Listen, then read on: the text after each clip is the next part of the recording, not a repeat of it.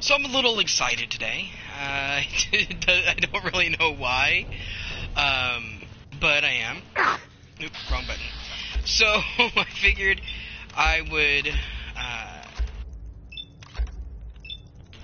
do the thing and stream and talk about topics that have been on videos that I have been watching pertaining to Fallout in general. I'm not going to go into politics or controversial crap that's been going on in the pop culture arena.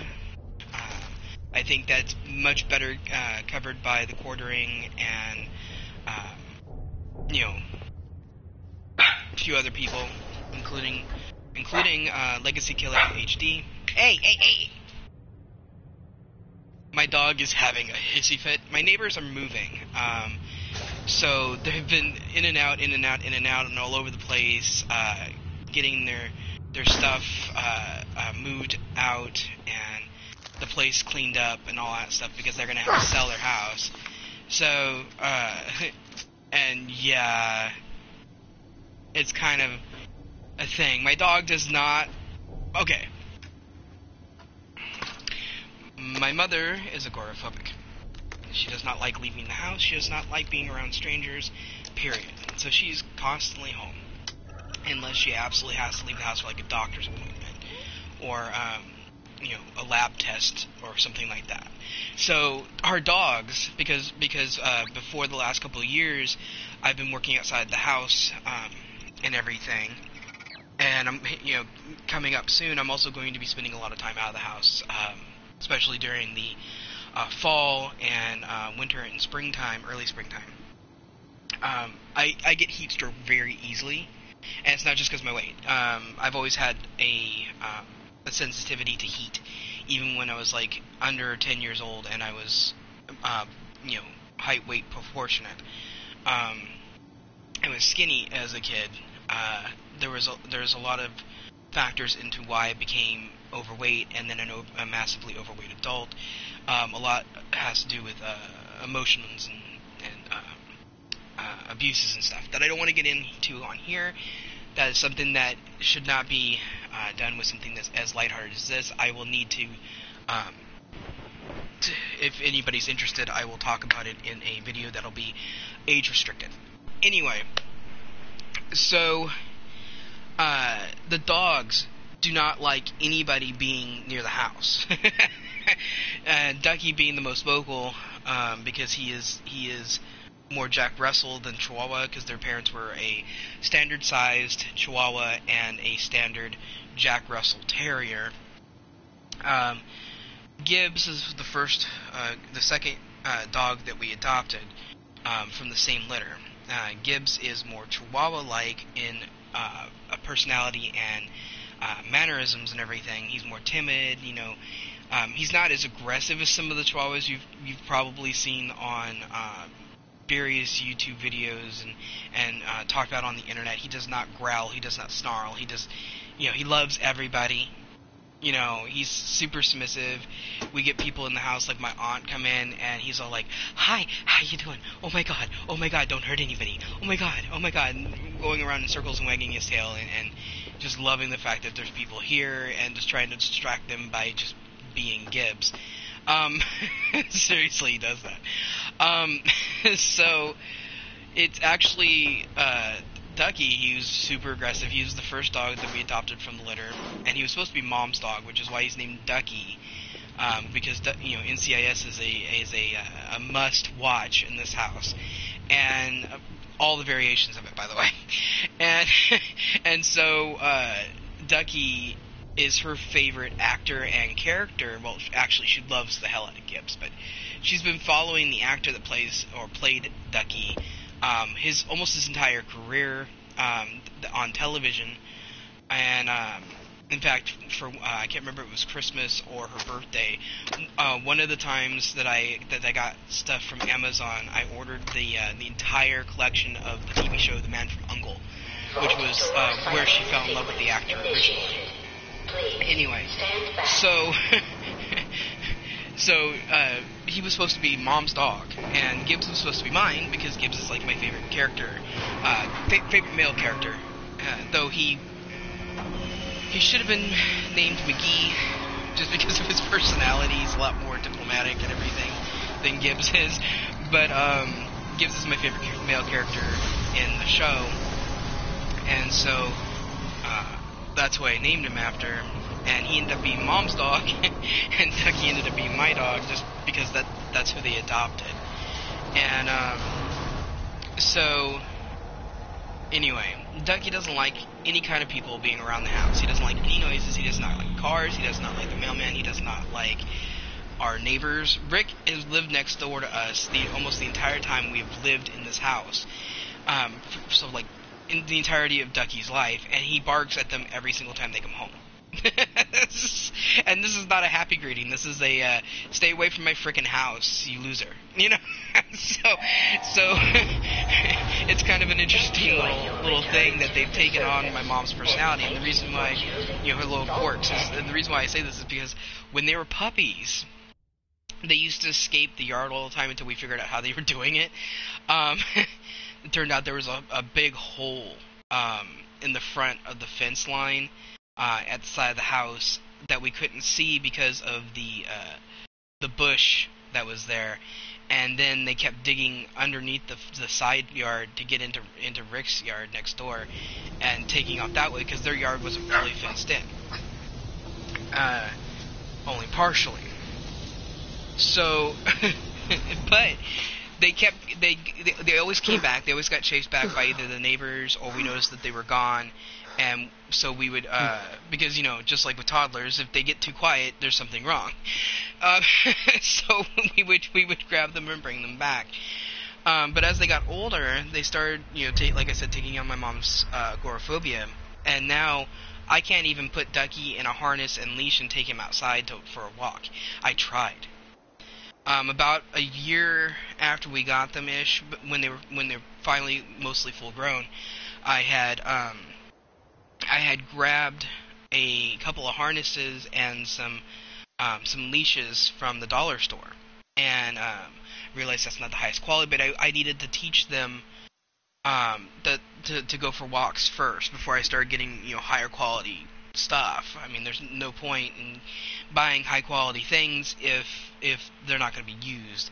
So I put him in the harness. I put the leash on the harness. I took him outside. I walked, I lifted him, carried him down the stairs, and I put him down on the ground. And at first he seemed fine, but as we got farther away from the house, the more upset he got, to the point where he literally he cowered, wouldn't move forward, wouldn't move back. And then he bolted for the house and almost hurt himself. Thank God he was wearing a harness, not a normal leash and collar, because he would have choked himself and probably really injured himself. Because he, like, full strength, full speed, bolted and ended up, like, at the end of the leash faster than I could react, and ended up, like, halfway, knocked halfway onto the ground. And ever since then I haven't tried again, because there's just no point in putting him through that stress and anxiety and stuff just to like want to take him for walks. I mean, we have a backyard. They can go out into the backyard and run around. They're just fine back there. They can use the restroom and stuff back there, and I can just go for walking while doing Pokemon Go or something instead. So so you'll hear random barking. Why did I do that? I wanted to talk about the mods. Anyway, so I don't have the Derek G Facebook page anymore, since I don't do DHG Industries as an actual, like, business. I stream as I want, I talk at you as I want, just to have people to talk at when I'm feeling energetic or something for the day. Today I'm actually feeling fairly energetic. I'm, in the process of doing laundry. I'm boiling chicken in the kitchen, even though it's like 90-something degrees outside and we got the air conditioner on. We need chicken, so I'm boiling chicken. And I found out some good things that I will talk about in an update, if ever, and including the fact that I've been losing weight. I was 390-something pounds a year ago, and now I'm down 40 pounds, and on the scale, and my body is I'm actually losing fat and gaining muscle, and I'm doing it very slowly. Well, the fat loss is faster than the muscle gain, but that's because I can't lift heavy things. I've got that huge hernia that I've talked about for over a year now, so I can't lift a lot of weight. It's inadvisable for me to go and do bench pressing or anything like that because of where the hernia is in my abdomen. It'd be one thing if it was one of those hernias that's like in your groin area or in your side, because then you could wear support underwear or a girdle for that. But where this hernia is on my body, that's not possible with the weight I'm at. The closest I can get is wearing one of those pregnancy support things. Anyway, back to the mods. I had a PSA on my normal Facebook, which is not open to the public, so I will explain it here.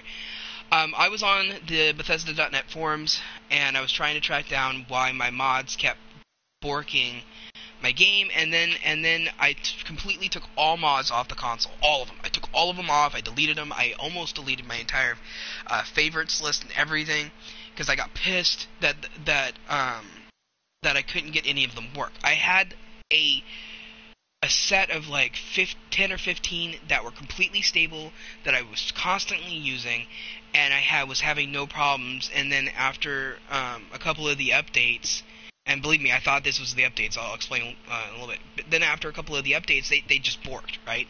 My game would not run right. And I found out through, like I said, through the forums, and the wonderful moderators and people who volunteer their time to help all of us out that go on there. They pointed out to me that Creation Club items, depending on how many you have, will bork your game regardless of whether or not you use mods. So, because Creation, and I told the guy, and I'm like, I wasn't mad at them. I'm not truly mad at anybody. Okay, I'm irritated with Bethesda, but that's only because they have not come to the gaming media or the gaming community and issued this warning themselves. They relied on community support and community moderators and stuff, finding this out and then warning people on their own. And yes, that's great. We have such a wonderful, diverse, supportive community, but this is something that Bethesda should have addressed themselves as the issue became more apparent.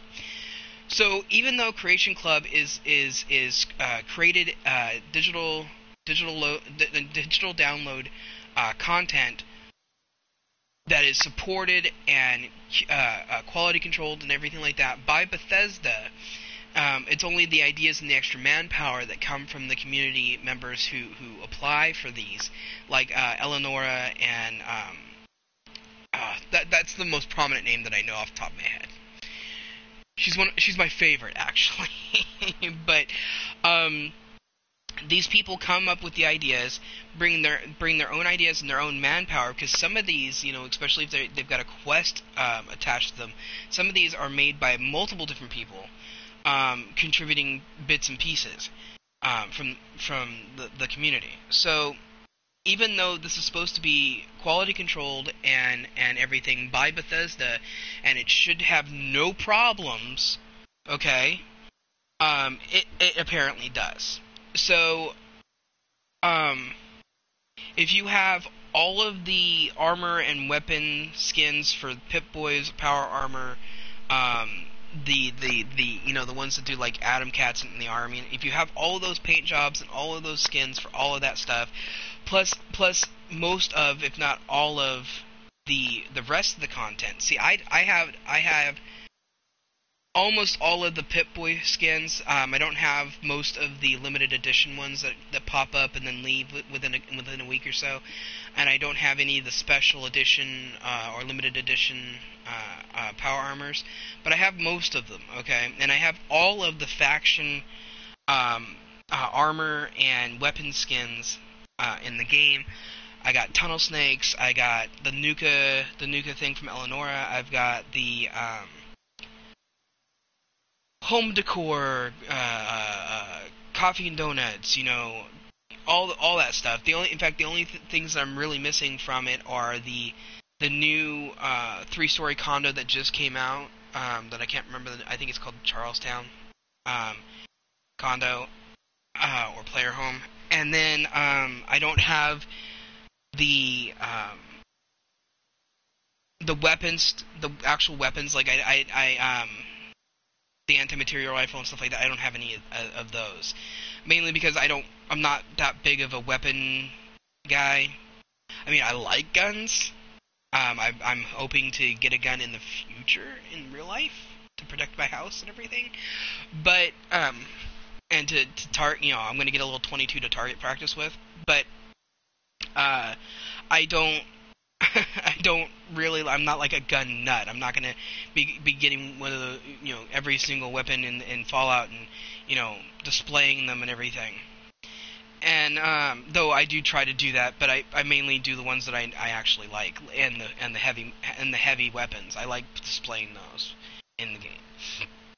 But like the anti-material rifle, the BFG, all this, I'm not concerned about it. I do want the Captain Cosmos though, purely because that is a very unique looking set of power armor, and I've heard really nice things from Oxhorn about it. So I want to go and try it. But if you have all this stuff loaded onto whether it's your console or your PC will handle it better depending on how it's built. But your console, your PS4, Xbox One, doesn't really matter. Their processing power can't handle all of those quests and all of those items being loaded into the game all at once. And then you add mods to that, and you're just asking for trouble. So they basically told me to, and this is what worked, uninstall everything. If I want to save game files, which doesn't really matter to me, I have the ones that I want saved into the cloud saved. But just completely delete everything, because you can't just take Creation Club content off. You can't even really do that on the PC, as far as I know. I'm pretty sure there's a technique that you can individually take them off.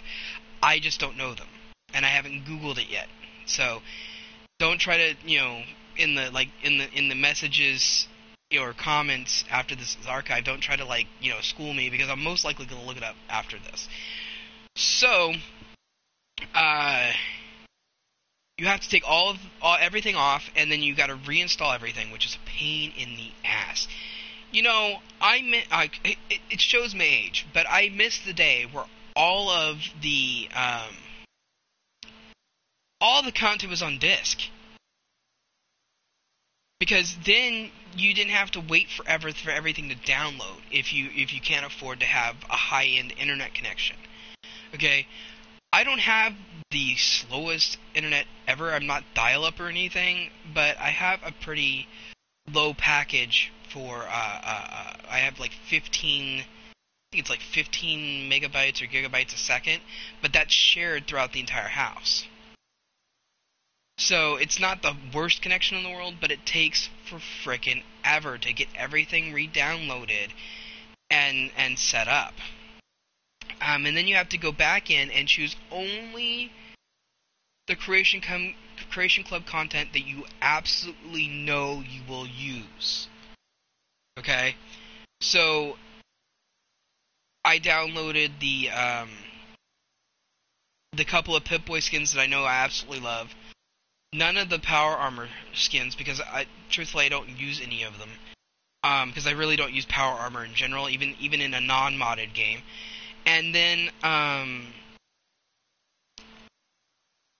got the faction skins and for armor and weapons, and that's it. I didn't download any. I didn't do the gunners. I didn't do the hot rods. I didn't do the army or Atom Cats, or just the factions. And then I say that a lot. I'm sorry. I got the home decor, the modern furniture pack, and I've been thinking about going and getting the Coffee and Donuts downloaded again. But I wanted to test, and this is why I'm talking about this. I wanted to test and see if adding some of the mods that I used to use, the more important ones to me, would help whether or not things would work again like they were before everything started going crazy. And I learned I learned some things about mods in general, because you guys got to understand, as much as I am 38 years old this year, and yes, I've been working on computers since the Commodore 64 when I was 5, it doesn't mean I know everything there is to know, and modding is a new thing for me. Just like gaming is, relatively new. I've only been a quote-unquote gamer for about 15 years. No, less than that, because I'm 38, so, and I didn't really get into gaming until my 20s, so, probably closer to 13, 12, something like that. And even then, it wasn't PC gaming, it was console gaming, so there's a big difference. The closest I ever got to PC modding or anything like that to kind of learn how to do stuff is what they call custom content for The Sims, which is completely different than traditional modding for like Fallout or other games when you use things from like Nexus Mods. So I did not know that it is recommended and is possible to use certain mods for their purpose and then take them back off. I thought they had to be on and activated the entire time to function. So that's why it's disabled. It's still installed. It's disabled, which means that it's not being seen by the game anymore. It's not causing conflict, and all it does, as you can see there, is make it so that I can have my special stats at 10 across the board at right the very start. And once that is, as you said here, you can remove the mod after character creation. In this case, I just disabled it because I don't want to have to keep re-downloading it every single time. Disabling it does basically the same kind of function, since it's not actively interacting with the coding of the game anymore. So, I put, like I said, just the ones that I deem important to me, and then I learned more about mod load order and how things work with it, and sometimes my brain gets all confused as well. So it's I wrote it down, and I went to the forums and I copy pasted the information that I needed into a open office file, open office writer file, basically Word, and I changed the font. I made to make it easier to read, and then I printed it out for my own purpose. I have it on the side table so that I can just pull it out and quick reference how they suggest in the Bethesda.net forums that you load order stuff. Like Ellie's tweaks and fixes affects the entire game. So does keep Radiance in the Commonwealth. So those are at the top. All right. Now I've discovered that I really don't need to scrap that settlement, so I did not put it back on. I'm probably going to put on if I can. I have to go read it. I would like to be able to scrap the dead bodies, and that's it. Like, skeletons and dead bodies and stuff like that. I'd like to be able to scrap those and not have to worry about everything else. So I'm going to go and read that stuff later. But so like increased MP affects the entire game as well, but it's not as invasive, I guess, because it only really affects your player character and the kill ratio, the ratio of experience that you get for kills and stuff. So it doesn't affect like NPCs. It's kind of hard to explain. Because my brain's going, okay, coding-wise, you've got this bubble here that's your character, and every once in a while when you kill this other bubble, that the code will communicate to each other, and the information for the XP increase is on the player character and not on or embedded into the NPC or creature or whatever that you kill. So basically, the way it works in my mind, I don't even know if this is accurate, by the way, is that you kill something, it pings, and this all happens in like a microsecond. It pings the coding for the character, it meets the mod that has these multipliers and everything, and it goes, oh, okay, and then it calculates how much experience you're supposed to get and whether you level up or whatever. And so that's the way it, to me, would make sense for the coding to work, because otherwise you'd have a ton and a half of coding attached to each and every single thing that gives you XP in the world, and it would be a ton of coding to have it remember each thing for each level and with each perk and all.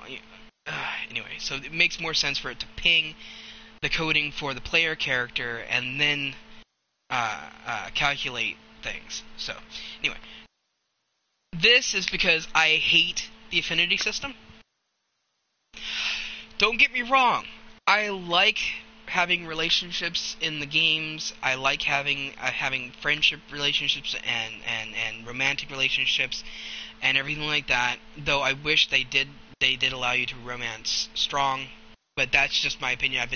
I think super mutants are awesome, and the ones that are friendly to you, and considering the world in general, that there would be people who would do that in real life. Anyway, but I really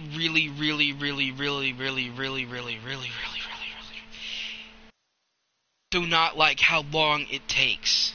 Okay, considering how much time you spend with these people. Okay, and I'm not talking about taking into a fact that when you sleep it pauses things or whatever. It doesn't actually. It's not supposed to. Things are supposed to still be running even when you're not. Even when you're sleeping or when you're sitting on a chair, everything's supposed to continue to run around you, like real life. So you're spending days, weeks, months with these people, and I'm sorry, in the type of world that, like, say, Piper grew up in, as an example, I do not think that she would be so cynical, okay, that not to see you just not randomly shooting people that aren't shooting at you first.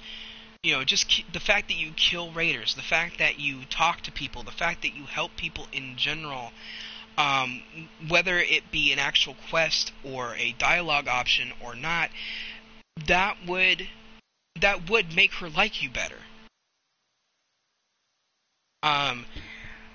They also don't take into account, you don't get affinity points just for them being with you every day, which you should. You should. Because even though there's no dialogue, it's an assumption, and it's a good assumption because of real life, that when you guys are when fast traveling or when you're walking and stuff, you would normally be talking to each other. They can't put it in a video game because of the fact that it would take too much time because of the way that the dialogue branches and all that, dialogue selection and stuff like that works. You wouldn't just be able to randomly have small talk, okay? But it's supposed to be there. I mean, they have plenty of people all around you, all the NPCs that are eating in front of the Dugout Inn, for example. They just, when you're walking by, you can hear them talking about how a real Diamond City boy eats at the noodle stand. The guards will tell you random quests, or they'll make comments about who you're hanging out with or whatever. In fact, I remember correctly, quite a few people have reactions when you bring, like, Strong or Hancock with you into Diamond City. So if that's all part of the functioning world, then there should be an assumption and an affinity plus, even if it's small, for every day that you have them with you. Um, like maybe a point a day, okay? But it doesn't work like that. And since it doesn't work like that, the relationships, whether they're friendship or romantic, feel artificially stretched out. Now, admittedly, this mod makes them massively artificially short. I mean, massively artificially short, but it gets it out of the way so I don't have to deal with it. Uh, so, I'm going to take a break, you guys. I have to use the restroom. I will be right back, and we'll go over the rest of the mods that I'm using, and why I chose them for this test, and then we will continue testing to see if the game is borked or not. I will be back.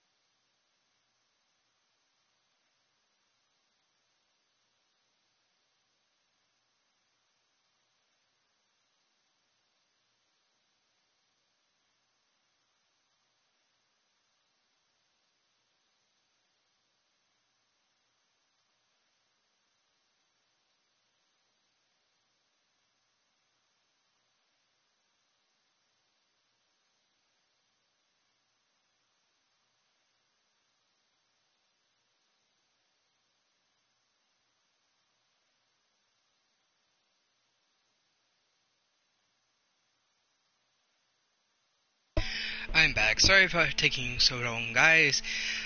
Like I said, I had to use the restroom, and then I had to ask my mom to come out and double check to make sure that the chicken was fully cooked so that I could turn off the stove and we can finally have quickly cooling living room.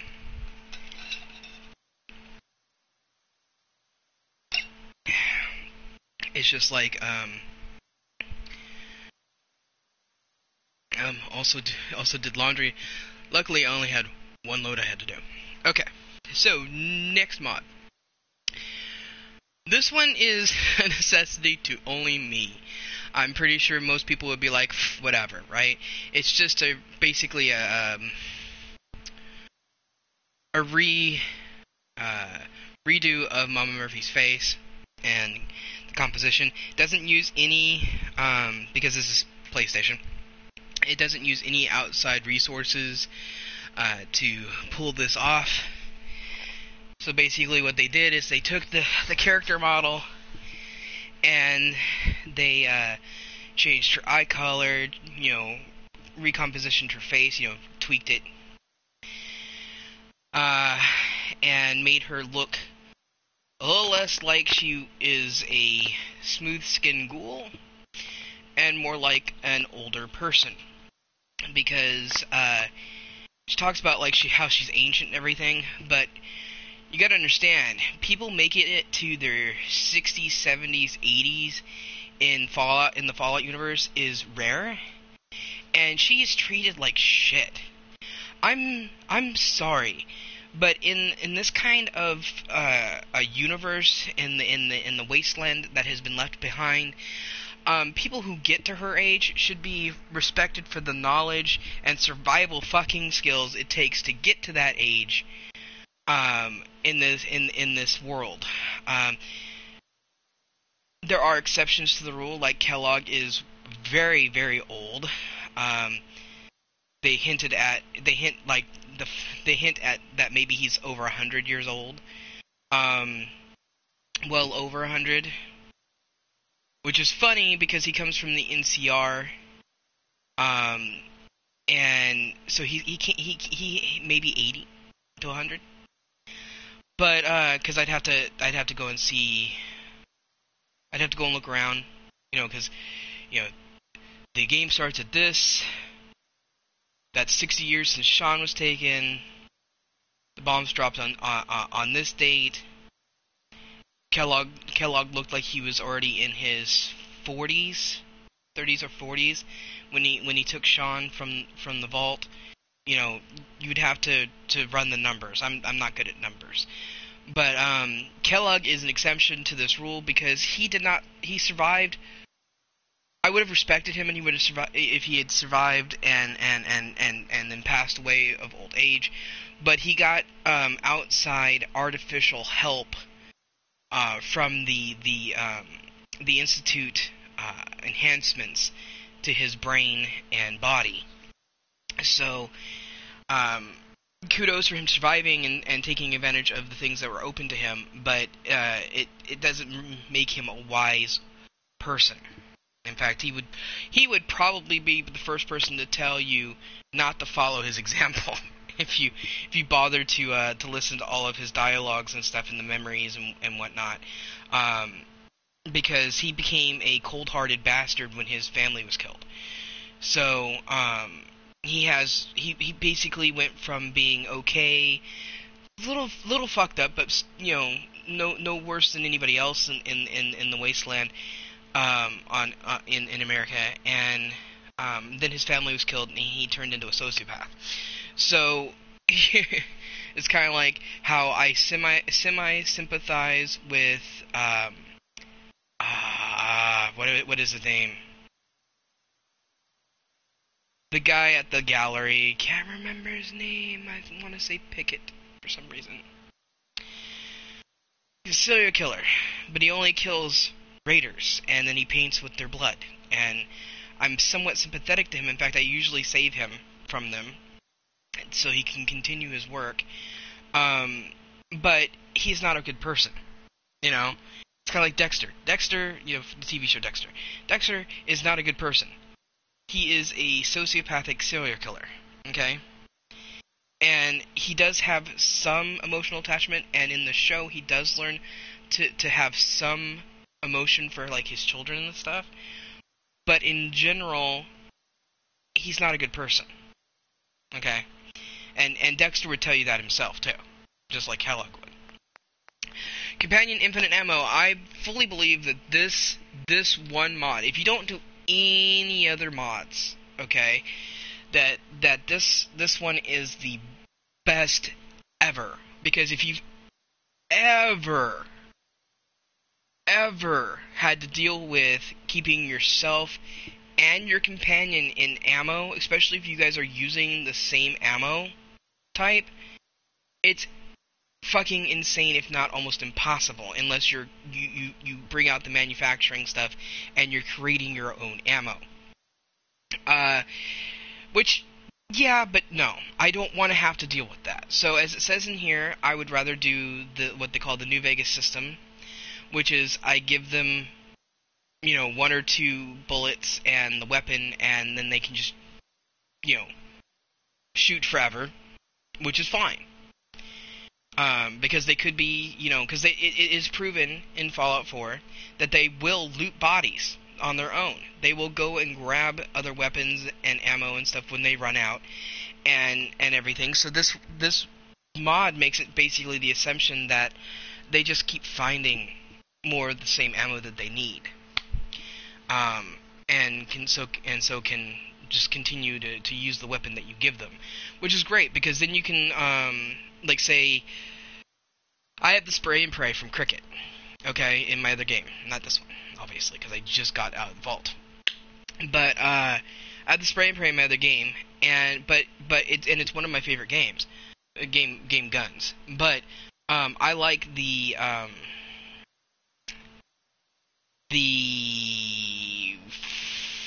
fudge. I forgot the damn name of the gun. The splatter cannon. I like the splatter cannon from the Nuka World. The one that, increase damage for each hit given to the enemy. So you can go even if you're way below level that you should be, like you're going up against a Mirelurk and you're only like level 15 or whatever. If you were to have the splatter cannon on you and you'd done enough perks to increase automatic weapon damage, you can take out just about anything within like 5 shots. And hold on, it sounded like somebody knocked, but I don't know if it was next door or here. So give me a second. Next door.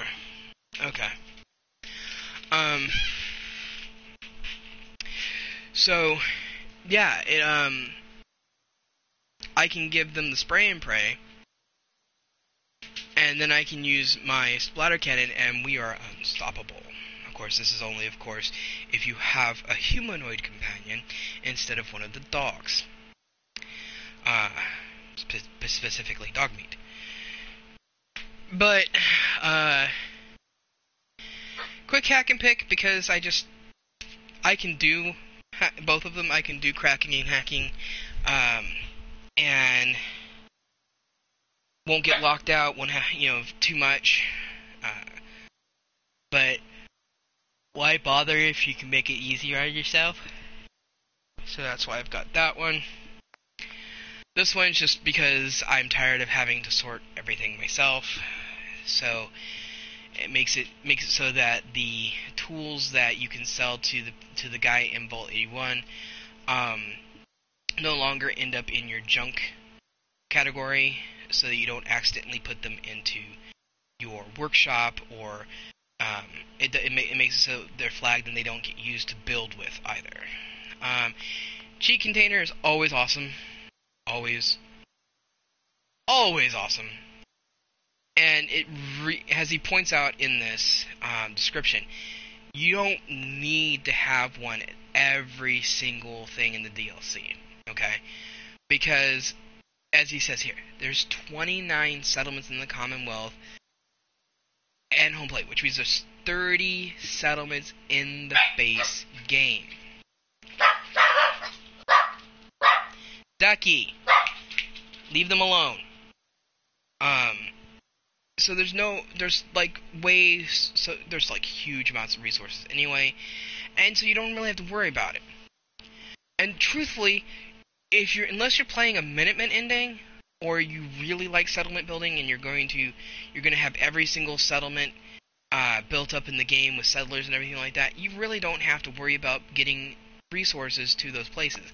And by the time you should be doing like Far Harbor or Nuka World, you should already have planned for having either no weight limit by having another mod, or having the fast travel while overburdened perk from the strength special perk tree.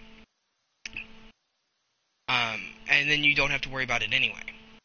Admittedly, you'll still move slow when you're not fast traveling, but you will have bouts of being able to move at normal speed. So if you're smart, you can just, plan for it.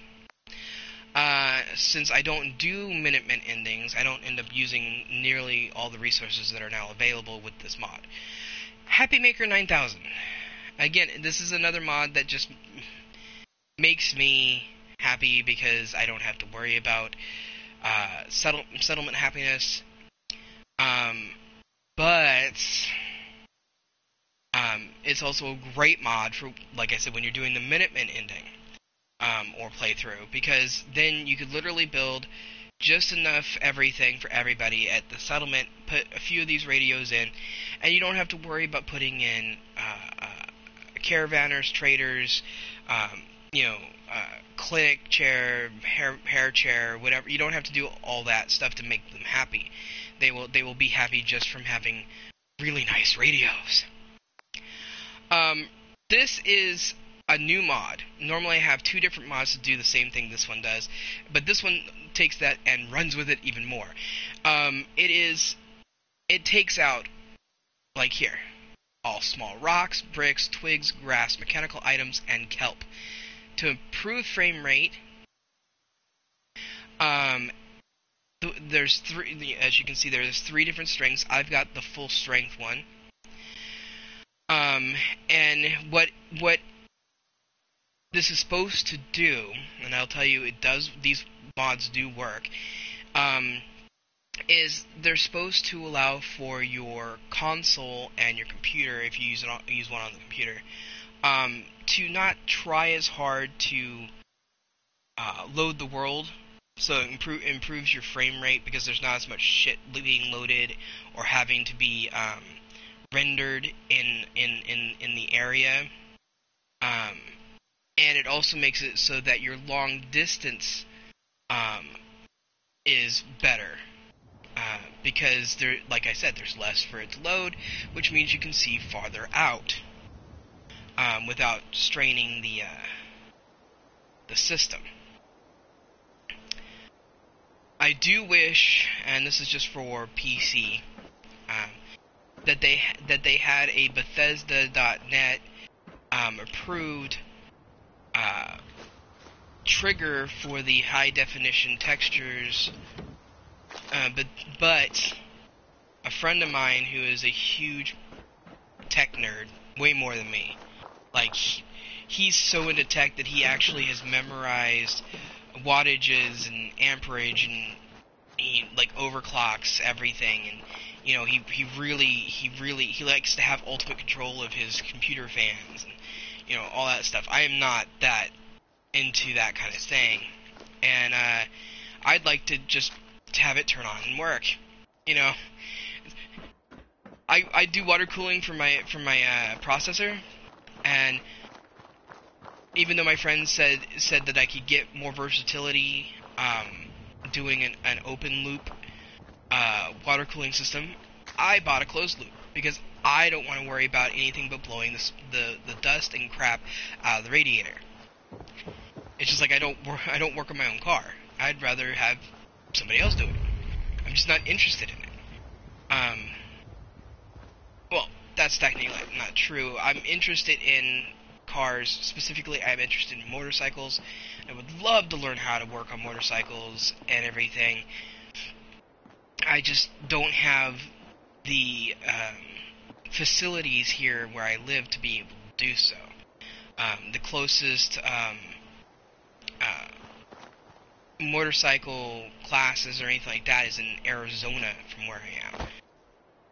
So, for now, that's not going to happen.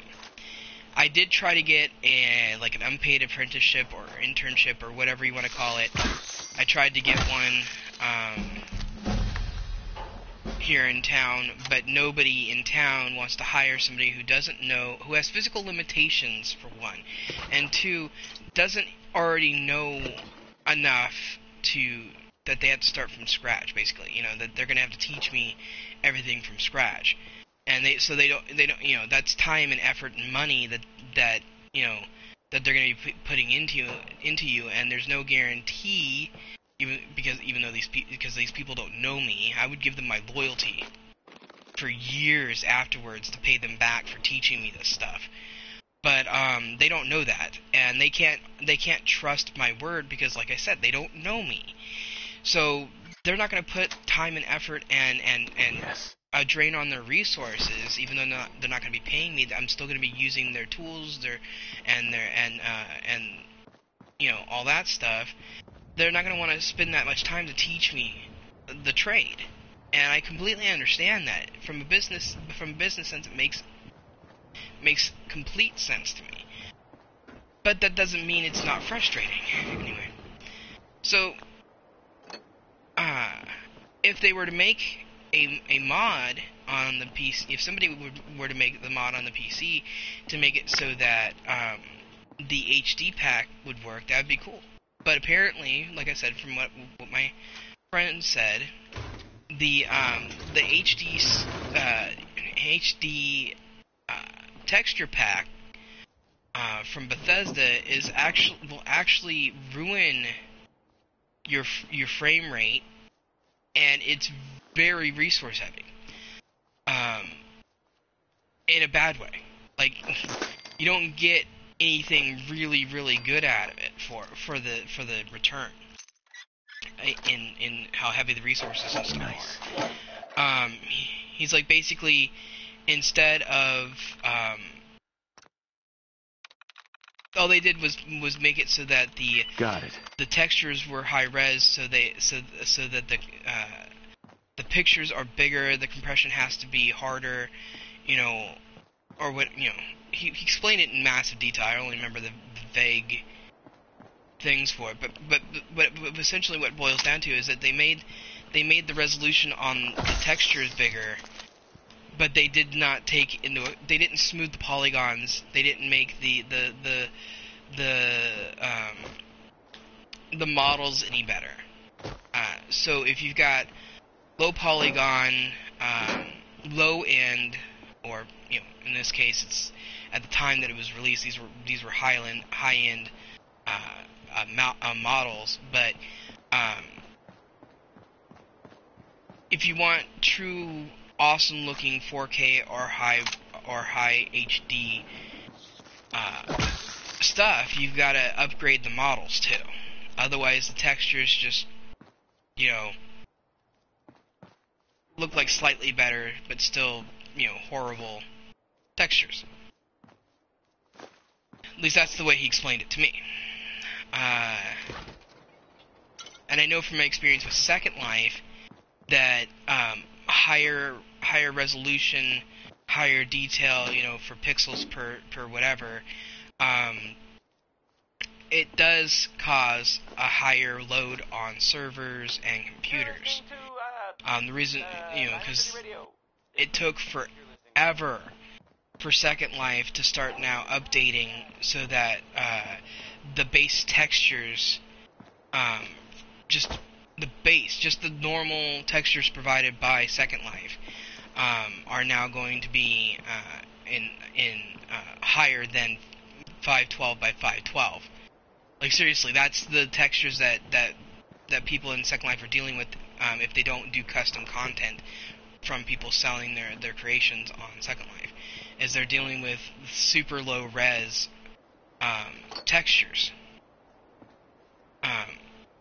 but they had to wait. They had to wait for the technology to move forward in servers and computers and stuff for just normal everyday people before they made the decision to fix that. They also came up with a new system for Second Life that they're calling the bakes on mesh system, and that is hopefully the hope of everybody who's read it and has been going over what this is about, is hoping that the bakes on mesh will make things a little bit simpler for people to work with, creating for Second Life and everything. And then there's other people that are afraid that it will really?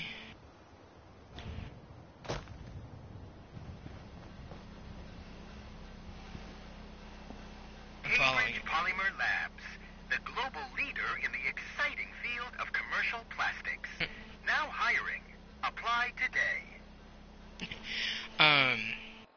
So yeah, there's a lot of things going on in the world of gaming that I hope people pay attention to things. I really do, because the world is not a good place, but we can make it better. We can make things good again. Or to paraphrase my president, we can make gaming great again. I know, that's not a very popular thing right now. But you know what? I voted for him. So if you guys don't like me because of that, then that's on you. That's not on me.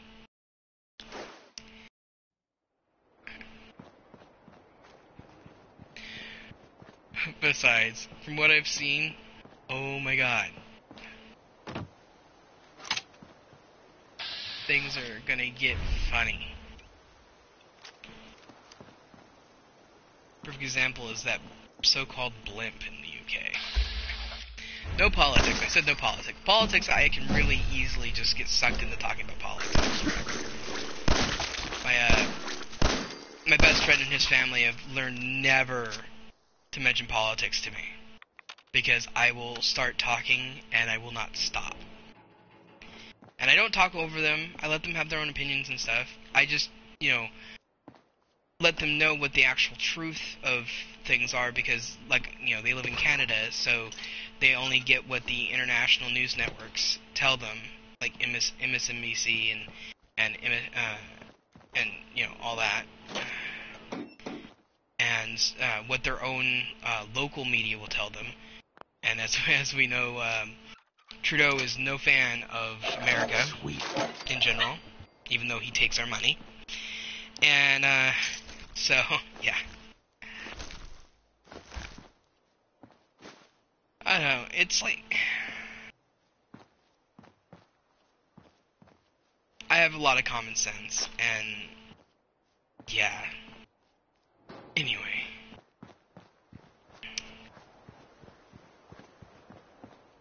Oh, my favorite mod on PC is the unofficial patch,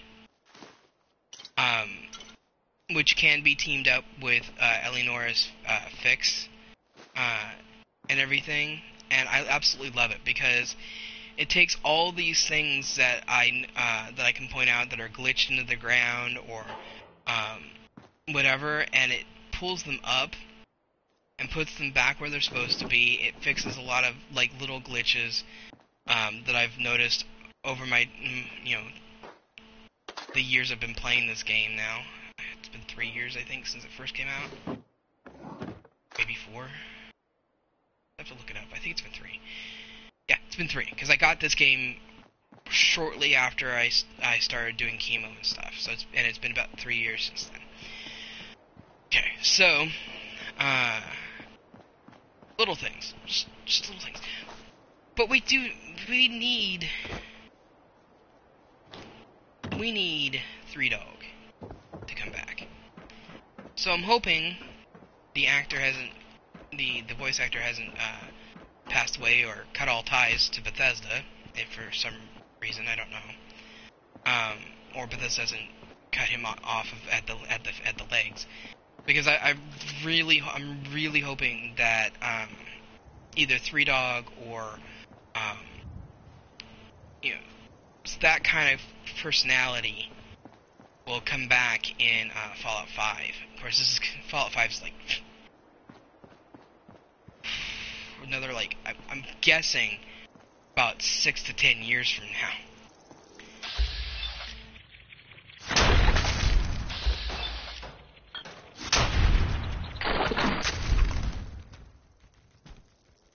Come on. Really?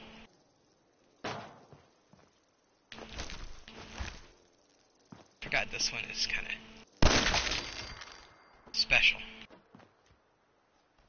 Anyway. I'm also looking forward to the next Elder Scrolls game. Starfield seems like it could be really good, but I'm going to hold off until I've actually seen gameplay and heard more about it. But having Bethesda take this kind of game like Fallout and and Skyrim, the kind of gameplay and all that stuff, into hardcore sci-fi, seems like a really awesome idea to me. So, I'm looking forward to it. Things I'm not looking forward to that are coming out this year. Main one, Anthem. Now, if you are a huge, and I mean huge, fan of the Mass Effect series, I urge you to boycott Anthem.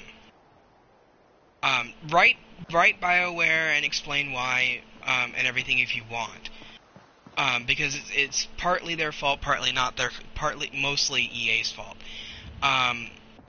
But Anthem is going to be boycotted by me personally, because they took the experienced Mass Effect team, the studio that had given us all these wonderful games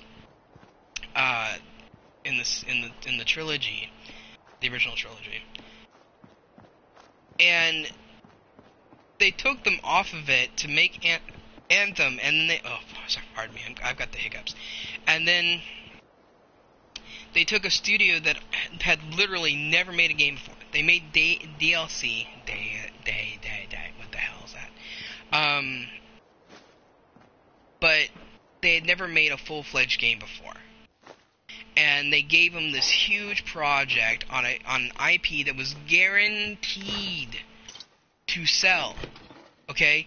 Even though the game was a critical flop. Okay? It was a financial success purely off the pre-orders. Alright?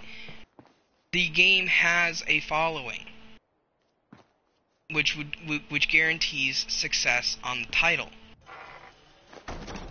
And they took the experienced team that had never and replaced them with people who had never made a game before, and then put them on an unknown IP that is trying to gain success off the backs of games that have already come with the exact same premise, or not premise, but exact same game type of play. I was telling Jack, I said the more and more I see gameplay and hear about the mechanics that it uses in the game, the more I'm realizing that EA ganked the concept from Warframe and Destiny, and other titles in that multiplayer drop in drop out type genre. And because seriously, anybody who's a gamer who's been around has probably heard of Warframe. I played it for quite a while. I played it for about a year when I first got my PS4, and I played it for a little tiny bit on the PC. But it's not really it didn't really hold my attention for very long, even with all the changes that they were making, and have still made. I mean, they've made some massively drastic changes in the last 2 years, to the point where I would have to literally start from scratch in order to be able to learn the new fighting mechanics and whatnot. Anyway, store that, and I'll take the blowfly guy. So it to me, it was a poor choice. Okay, so like, the first in a series of a brand new IP is not expected to be, at least from my perspective over the years, the very first game in a brand new IP is not necessarily going to garner a following. It's not necessarily it's not going to have to be as polished as an established IP like Mass Effect is expected to be. And so taking that project and giving it to the studio that didn't have the experience, and having them having people really oversee it and make sure things got properly done, because with a new IP there's a lot more oversight than there would be in an established IP. Okay,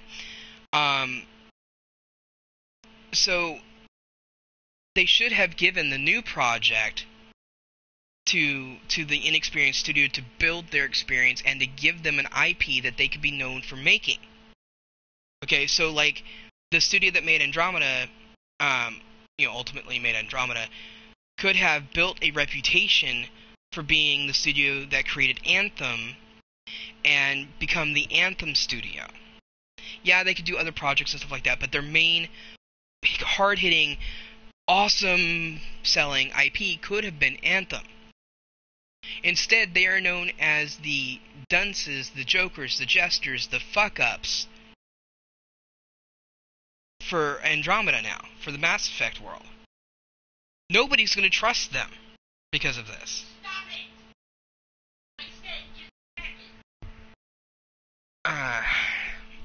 And since I'm talking, I'll feed the dogs so that they stop bugging Mom.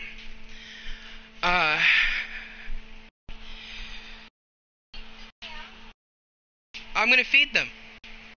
That's what they're bugging you for. Okay.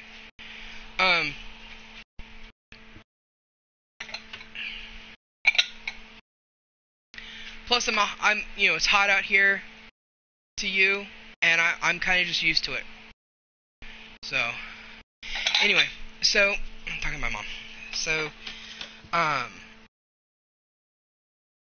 what the logical thing that they should have done was to allow the studio that has the most experience in creating games, and especially the most experience in the Mass Effect universe, create Andromeda. They should have allowed them to do that, because they could have started the preliminary stuff for Anthem with the new studio, and then brought the Mass Effect studio in. Because see, when you have an experienced studio that has worked with an IP and an engine, creation engine and all that stuff before, admittedly Frostbite is hell apparently for developers, or at least it was. When you bring experience in, things get done quicker. So you get the experienced team studio in to do the Mass Effect game. They churn that shit out, put it out for polish after about 4 to 5 years, right? And for release. And we all know, anybody who pays attention anyway, that most games are actually, except for the polish and the slight tweaking, are usually done within the 4-year period of the 5-year release cycle. And so, typical 5-year release cycle. There are some developers that take longer for various reasons. But I can think of Square Enix and Kingdom Hearts 3 for that. Anyway, so the massively experienced Mass Effect studio could have cranked out Andromeda in the way that they wanted to do it, okay, within that 4-year period, with very little problems. And then once it was shutted over to QA and they could minimize the amount of people from that studio that are on the project, just basically skeleton crew it for polish and for QA testing and all that stuff, to fix any major bugs or tweaks, they could have taken, the 75% of the rest of the studio and lumped them onto the new project to help smooth things out and to give more manpower and stuff like that to that. And then they could have done almost consecutive back-to-back releases if they had used their resources correctly. The fact of the matter is that they decided they wanted to develop this instead of overlapping the development, which would make sense if you're going to be dropping a brand new IP in the middle of known IPs, okay? To overlap development is smart, because then you're using your resources to the maximum potential that you can.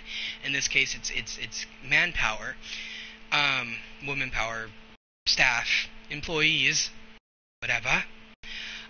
You could do that and get the projects out one right after another, just boom, boom. Like, seriously, they could have done the Andromeda drop, and then once everything was finished with the new IP and Anthem and having it polished and having the experienced team come in and pick up the slack if need be, they could have pumped that out practically within the same year, if not the year after Andromeda was released, with no fuss, with no muss. And then they would have had the financial backing and success and DLCs and stuff that would also add to financial backing of the known IP becoming such a substantial success to help the project, Anthem, to finish. And also, once that went into the Q&A phase, where it's just polishing and stuff like that for the last 15 months to a year, then they could have brought the major studio, the Mass Effect, as I call them, Mass Effect studio, back to work on another project. Whether it was the next Mass Effect starting or what. Because that would have been practical. That would have worked. That would have had a lot of gamers very happy. EA would have gotten a much better reputation for things. BioWare their reputation wouldn't be going into the tubes. They most likely would not have lost so much freaking talent in their development team and their writers and stuff. And yeah, it just anyway, dog food. I tend to pace and gesture when I talk, especially when I get passionate about something. So I was like pacing back and forth in the same foot space in the kitchen, waving my arms around. Not that you guys can see me, but that's what was going on. Anyway, the dogs are waiting very patiently in the living room for me to finish dividing the spoils, as it were. So, I realize there's a lot more politics involved in both office politics and in the world that they have to, try to pay attention to or fight. I mean, for crying out loud, We Happy Few just had to fight the Australian Ministry to get the game to be played in Australia, because they were going to ban it.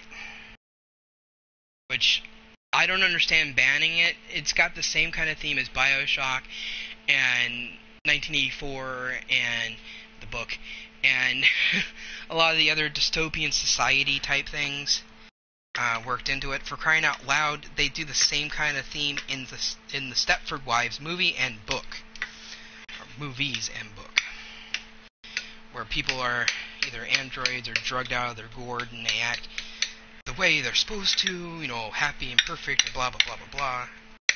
And so,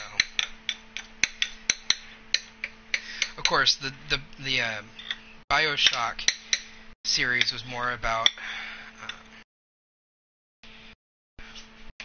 politics and outcomes of chaos and anarchy and uncontrolled, unregulated free markets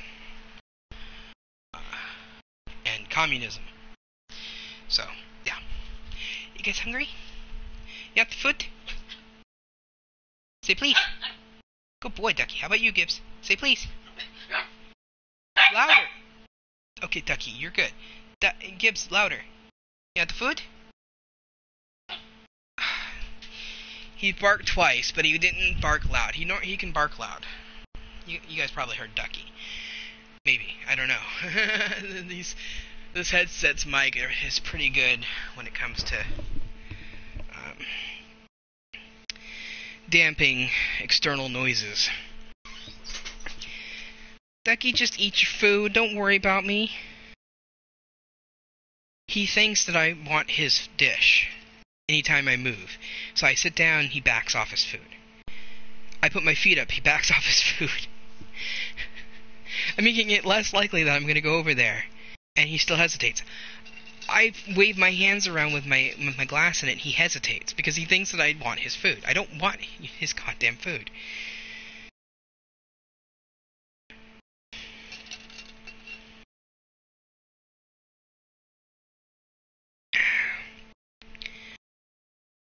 I want him to eat it so that I can wash the dishes and put them in the fridge or in the cupboard for tomorrow.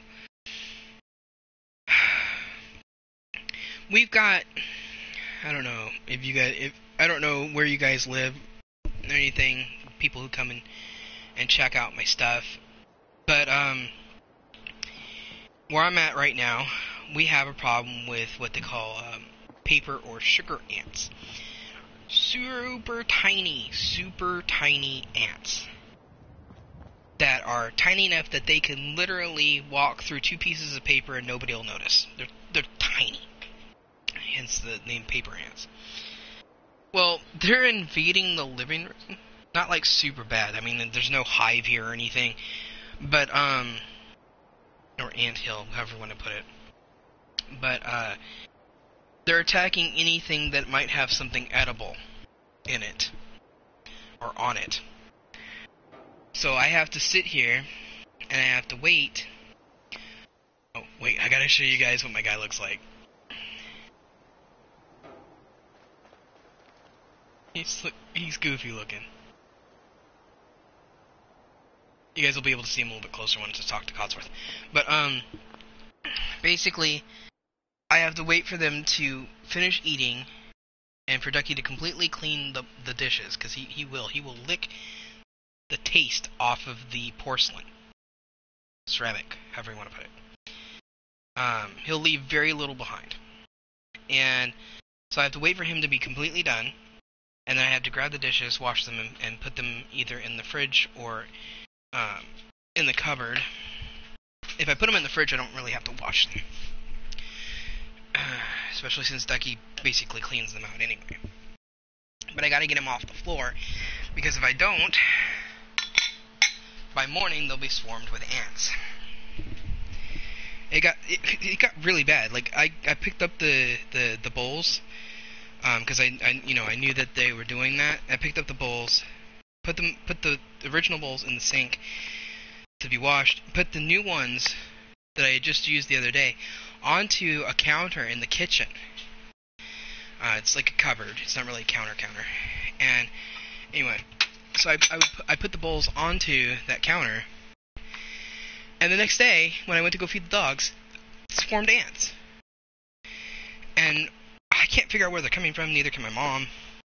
They're not coming from the ceiling. They're not coming from anywhere that we can see. The best thing I can guess is that they're crawling across the carpet somehow. And since the carpet is brown, I can't see them. These ants are so tiny. Okay, if you're standing and you look down, you cannot normally notice them unless there's a huge batch of them down there. You have to really bend over and look because they are so small. So hopefully, if I keep up the routine, they usually die off during the winter, and they stop invading. This year has been a little weird for temperature and everything.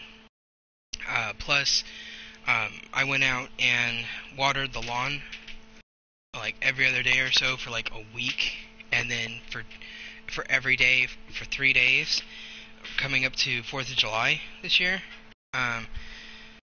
just to make sure that our house, well, more like our lawn didn't set fire.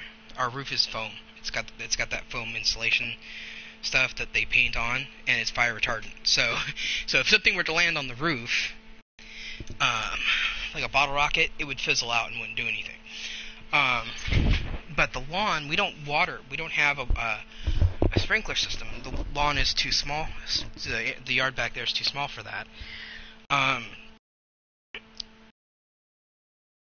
So we don't. In order to help keep me from having to go outside or having to pay money for people to go out and mow the lawn and trim the bushes and stuff during the summertime when it's super hot, we just don't water it.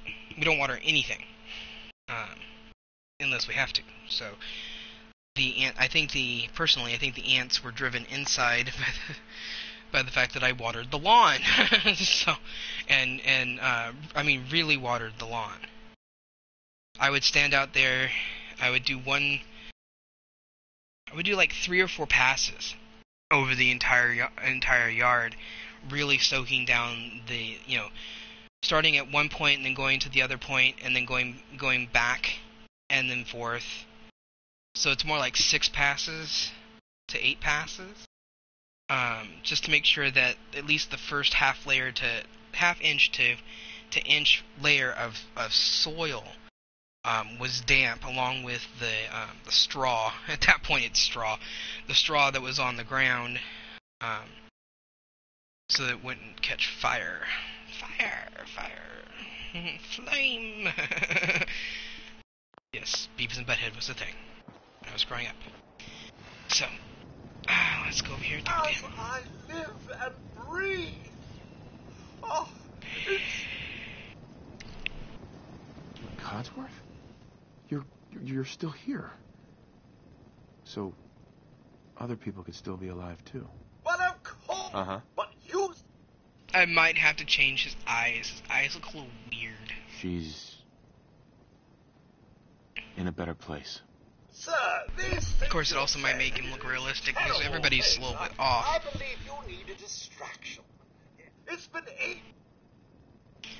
I mean, one of the actors that's considered one of the hottest actors from True Blood has got a crooked nose. So, but I'm going to find him. The guy played Eric Northman. I'm going to get my son back. And Tarzan. It's worse than I thought. And quite a few other things, including one of the friends from the first Zoolander who gets killed in that gas fire.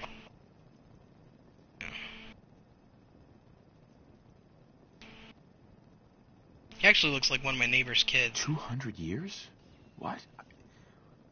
Are you... A bit over 210. Adult kid. Actually, Rick, my neighbor next door that I liked a lot. He was my mom's age. That means you're 2 centuries late for dinner. Perhaps I can whip you up a snack. You must be famished. Codsworth, you're acting a little bit weird. What's wrong? Right. Oh, sir.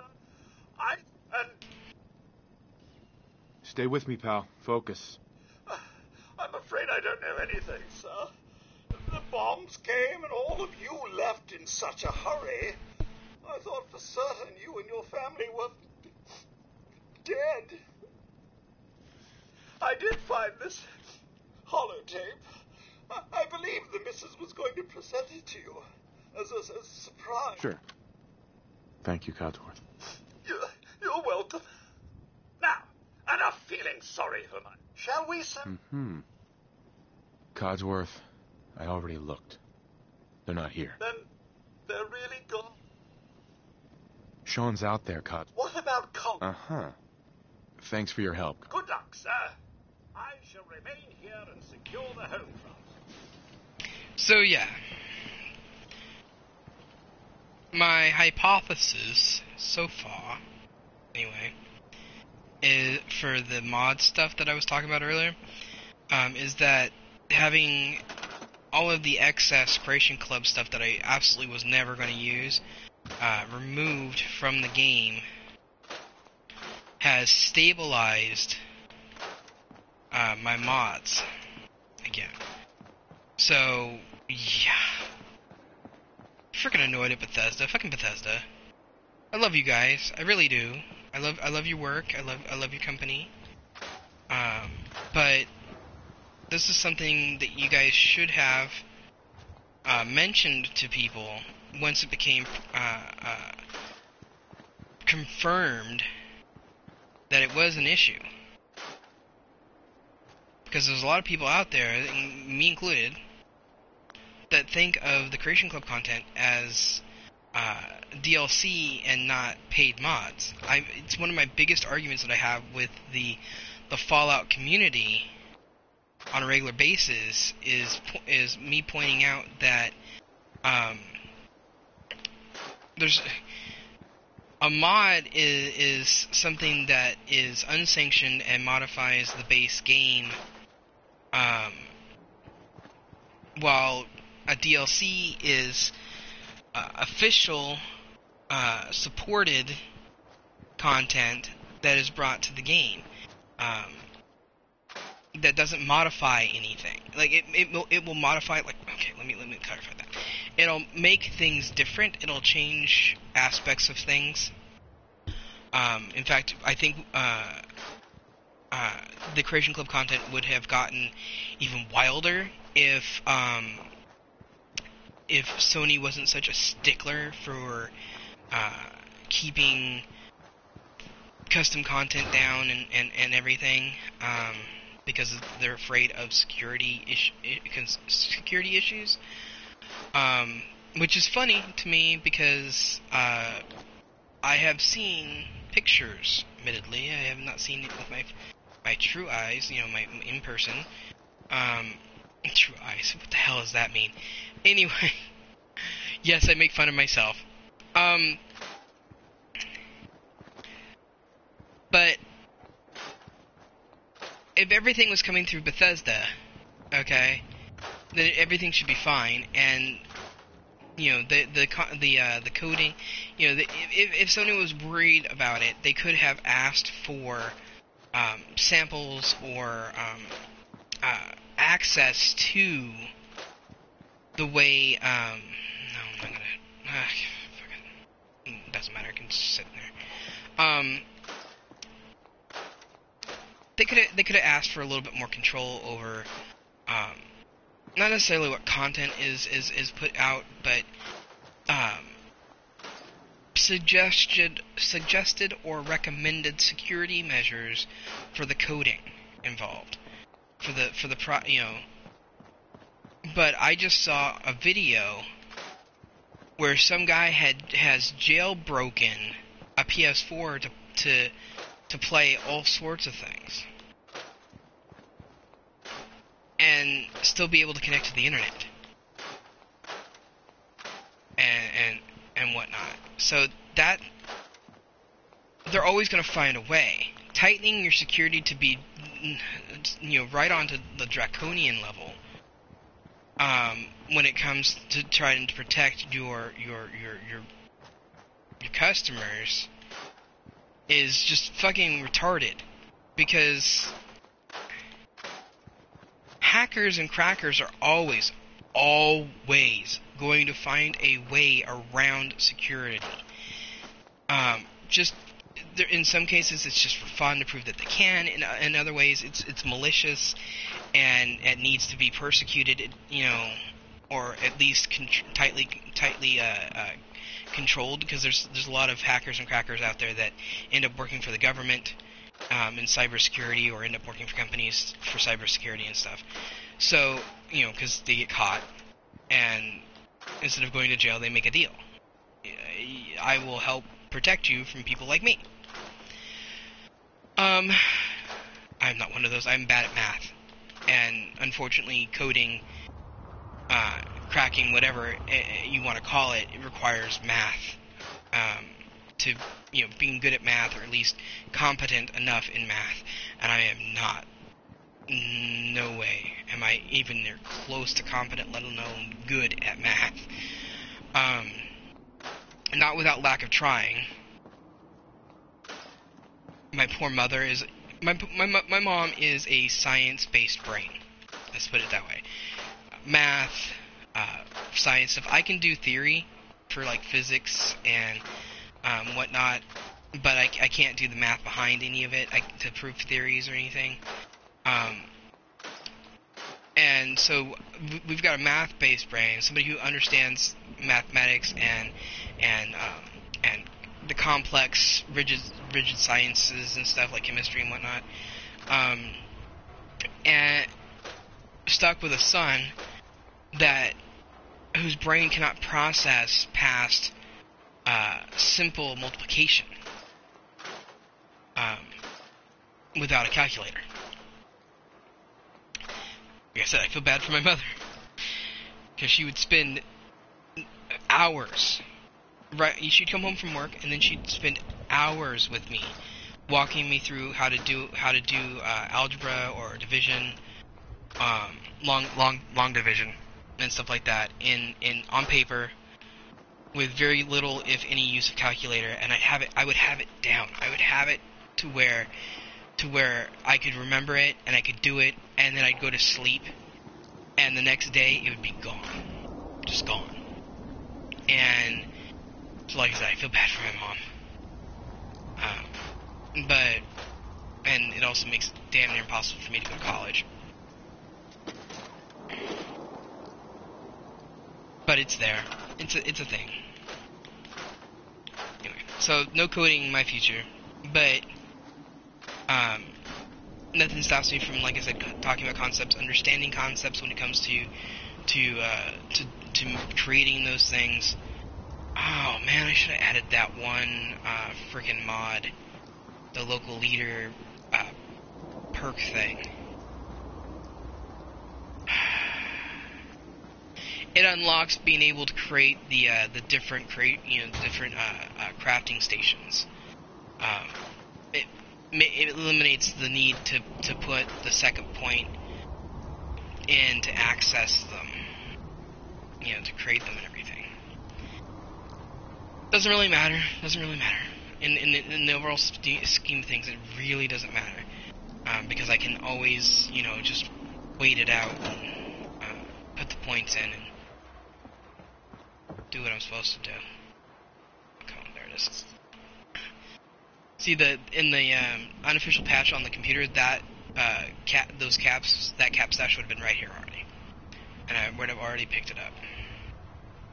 I don't know why I did that, other than the fact that I'm used to having it. It's a routine. I should say, I know exactly why it did that, and that's because I am a creature of routine. I'm autistic, by the way, guys. But not the stereotypical, in movies and television, Rain Man or, whatever. I am analytical, but not to the point where I would do well, like I said, in math and sciences. I am more of a outside-the-box thinker. So art, building, stuff like that, I'm good at, like hands-on things, or theories and concepts that I can talk through. I actually talked, God, this was years ago now. I was talking to, I was in high school, I was talking to an adult, and I don't remember how old they were, I just know they were an adult, and they were pretty knowledgeable about quantum physics and multiverse theory, and because I was a huge fan of sliders, so the Einstein-Podolsky bridge, I can't remember how that is pronounced. Anyway, it's the underlying concept that they based sliders on, which was that it's possible in theory to travel to alternate universes that are only slightly off of our own, which we now call from comic books the multiverse theories, and so I got to really talking to this person, and they asked me some questions that were math-based, and I couldn't answer them, and they couldn't understand why I could learn the theories behind the complex equations in physics and mathematics that are required for the multiverse theory, and everything, but I couldn't participate in expanding other than verbally the theory behind all that math and physics and everything. But then again, all of this is theoretical anyway. Like, seriously, the multiverse theory, time travel, all of that is theory. We don't have the technology nor the genius alive at the moment that I know of anyway to allow for multiverse or time travel. Though, if you listen to conspiracy theorists, we've already time traveled before. If you want a really fun night, seriously, if you want a really fun night that'll just like blow your brain, Google time travel conspiracy theories, and you'll get things like people dressed weird in different photos from the past. Like the ones that I saw were mostly centered on the JFK assassination, and how that if you look into the crowds, you'll find random people that don't look like they don't look like they belong there, and it's really interesting and funny to read the different theories and stuff, because some of them seem a little bit plausible, kind of like the conspiracy theory that the parent in Fallout is actually a Sith. Because it is possible with the Institute's technology and everything. Nick Valentine is a perfect example of the type of technology that they had access to, and the fact that Nate and Nora Nate was in the military, and the U.S. military is authorized to guinea pig their troops, at least they used to be, and since this is based on old 50s type culture and everything, that most likely would be like that here now in this world, and so nothing would be there to stop them from scanning Nate's brain and thought patterns and having them in a database. And Nora worked in the law somewhere, like she was a lawyer. If you pay attention to what you see and what is interactable in the pre-war opening, and because it says Magnum Cum Laude and all that stuff, and the stuff that it points towards, lawyer.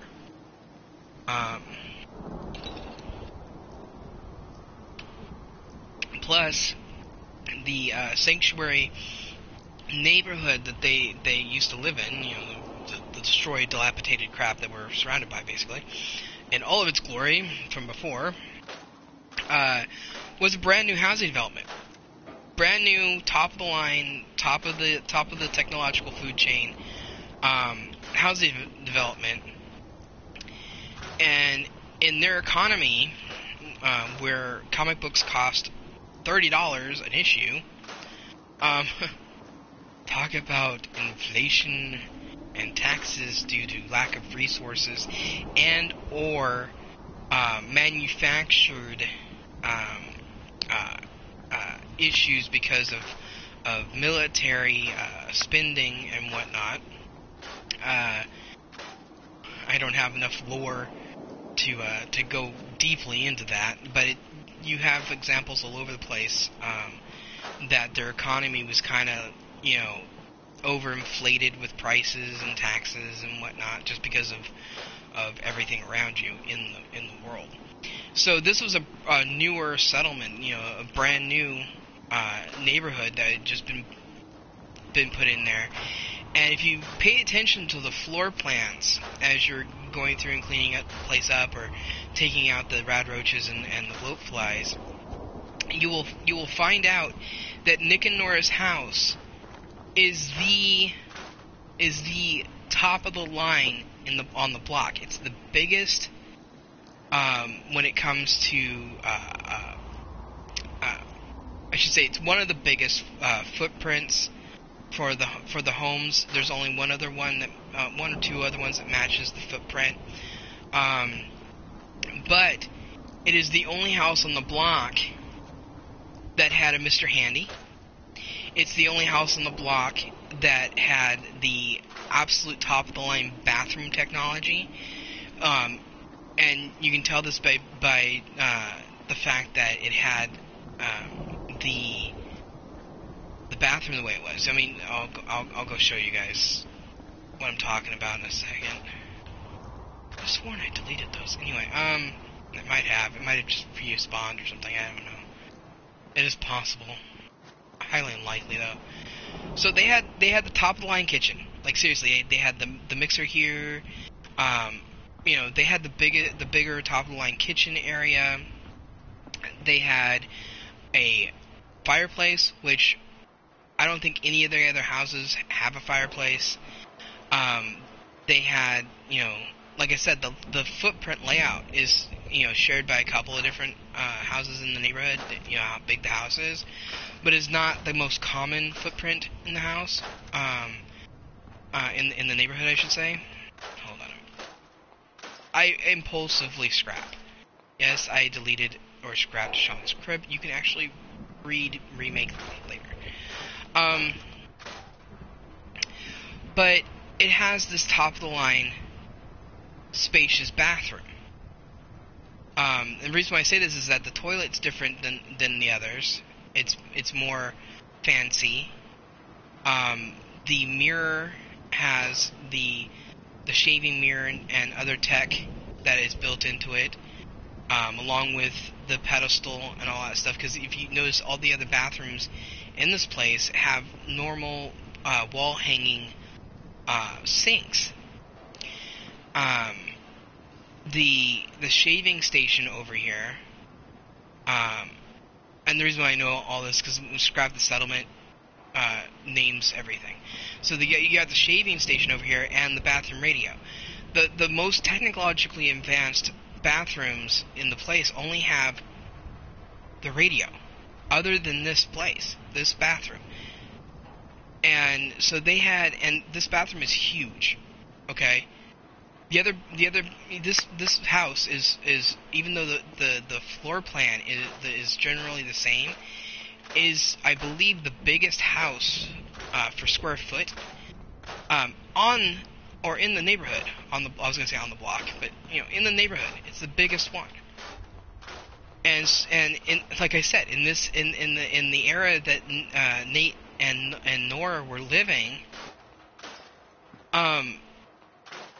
this would have cost a lot of money. I mean, an extremely large amount. Yes, they could have mortgaged it and everything like that, and that would have made it a little bit more affordable. But they had to have really extremely good credit. And there's no guarantee that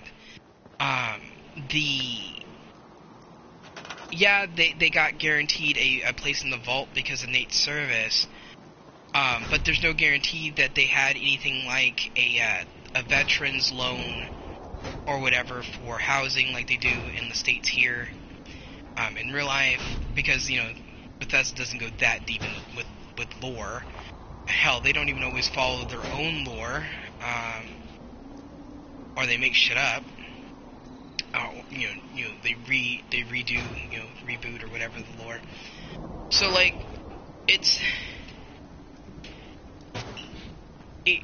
to me, the logic dictates that Nate and Nora were massively hooked up when it came to finances and networking and everything to get into this brand new housing development with the biggest and best house in the block.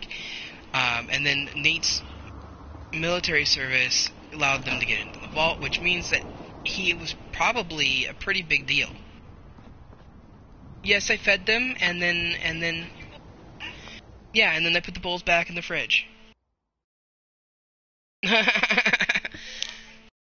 Well, of course I want the chicken. It's people food. Did I use too much pepper? Did I use too much pepper?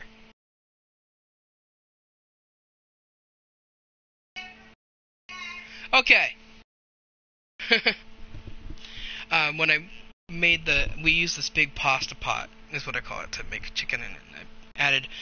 I filled it pretty full with water, and then I put 4 pieces of frozen chicken in there to slow boil or slow cook. And then I dumped a ton of lemon pepper in the water to flavor the chicken, and I'm gonna have to wash my chicken before I eat it, because for me it's way too much pepper. Mom, it's only slightly more, but not bad. Mom likes pepper though. She especially likes lemon pepper. Anyway, back to what I was saying. So everything that I have learned about the economy and the different, the military, not the military, the government and everything like that, points to the fact that Nate and Nora had enough networking and friends and whatnot that they could have both been brain scanned for one reason or another. Hell, the government could have hid it from Nora and Nate both. They could have hid the fact that they were scanned from them, just through virtue of saying it was a medical scan that needed to be done for whatever reason, insert reason here, And back then, you were either going to follow along with whatever the government told you to do, and be a good little soldier, or whatever, or you were going to try to start trouble, and they labeled you as a commie, pingo, whatever, and you were going to be arrested and jailed or killed for it. So it's fully possible. I agree with a lot of the people who talk about it. It is fully possible that Nate and Nora got their brain scans like Nick Valentine did, and so the Institute could have had access to that database, which we know they do have access to that database since they pumped out Nick Valentine as an experiment. But they've proven that they could replace people, right? They replaced the mayor in Diamond City. They have synths escaping all the time and being wiped and rewritten by the railroad. Sturgis is a good example from people who live in Sanctuary later on. So it is completely theoretically possible for the Nate or Nora, or whatever name you use, that comes out of the vault, is completely possible for them to actually be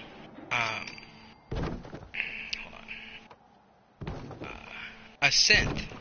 It is completely theoretically possible. Now, do I think they are? No, not really. Because if that was going to be a plot twist, Bethesda would have actually gone full bore and put it in to the game. They wouldn't have just said, hey, whatever, So you'll understand the method to my madness. I'm setting down the footprint for each of the buildings before I create the walls and inner walls and all that stuff. But the theories sound just like the theories for multiverse and stuff like that I understand the concepts for. And so it just you know, lost track of what I was talking about. Damn it! I hate when I do that. I get off off track of what I was doing, and I just completely lose the plot. It's the autism. It really is autism at that point, causing that. Let's put this wall up here. Come on. You play nice. Really, everything but where I want you to go. Really? Really? I should not have to go outside to try to angle it where I want it to go. Come on! Really? Really? Now you'll go? Fucking piece of shit. Anyway, sorry for the language, but I get frustrated easy. Anyway, so, no, this is gonna go over here. There we go, like that. Do I want to do...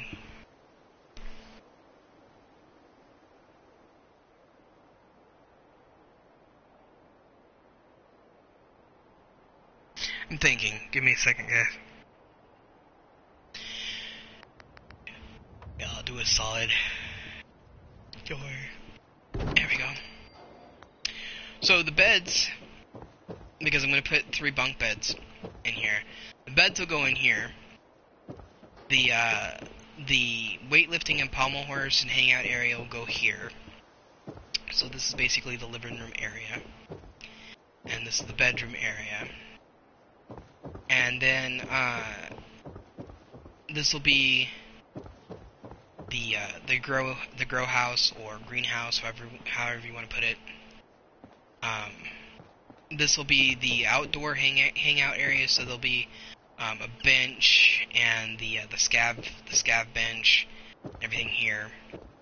And then this is all going to be blocked out with fencing. So if, say they were to get attacked, all right, there's going to be the guard thing right here that Marcy's going to be standing at, because I always make Marcy the guard. And then there's going to be stairs right here. So if they get attacked, Marcy will be guarding the only way that that raiders can get up into the building here and everything. Not that Sanctuary really gets attacked. I mean, they really don't. But I wanted a concept that would help funnel them. So technically, if the AIs were smart enough, which we all know they aren't, but if they were, Marcy could be the first line of defense, and then from there, they could potentially funnel the bad guys, you know, up the stairs, and then they could just stand right here, you know, and just take them out. Because there's gonna be glass and stuff here. That, you know, they could duck down. You know, I can't duck down. I can, you know, they could duck down around the corner. You know, I mean, yeah, there's glass here, and the glass can be shot through. But the first shot is usually slowed down by the glass, depending on the type of gun. And you could easily just go all the way down to the floor. But then again, you know, this is not, you know, super thick metal either. But it would make it so that, you know, you're basically funneling people, bad guys, through to where you can easily bottleneck them and take them out. Whether it's ghouls, raiders, whatever. That's the whole concept of this footprint. And I've been playing with it, with the funnel bottleneck concept for a little while in my personal games. Anyway, going back to putting the warehouse together.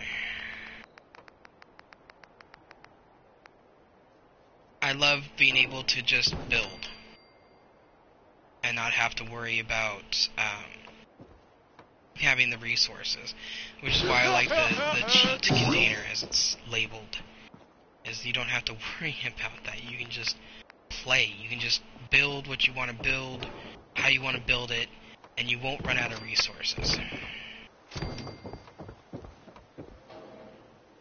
And then you're not pussyfooting around for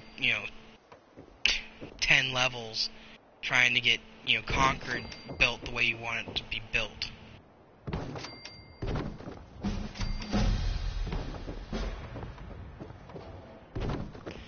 And I am morally against the mods that try to guilt you about getting experience for building things, because I don't know about you guys, but I don't know shit about building houses. I know concepts, just like with theory for physics and everything. I know concepts. I know in theory how it could be done, but I don't have any practical experience in it. Which means that if I were to start building, like Nate's doing here, I named him Michael Knight after Knight Rider. But if I'm using Nate because that's the actual name. But if Nate is in the military, he's never worked construction. I realize that some military people do have construction experience from building temporary outposts and stuff like that, but that's a different concept than building permanent structures. Okay, which is what is being built here is a permanent structure. Yes, it can be taken back down, but not easily. It's not made to be mobile. So, you would be gaining life experience in general, which is what experience in RPGs is it's a quantifier for life experience being happening and leveling up your intelligence and whatnot with it. So concept-wise, having experience for building is completely and totally the way it's supposed to be. You're supposed to gain experience each time. You get better from practicing. So, unless you have like a mod like mine, where it doesn't lower it never lowers how much you get.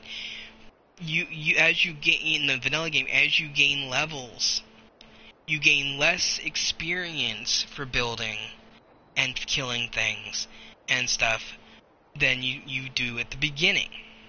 And that's completely and totally, okay. It's exactly the way it's supposed to be. So I don't get all these people going, we shouldn't be gaining experience and levels from just building. Yes, we should be getting these things. Because the concept is sound. It matches real life.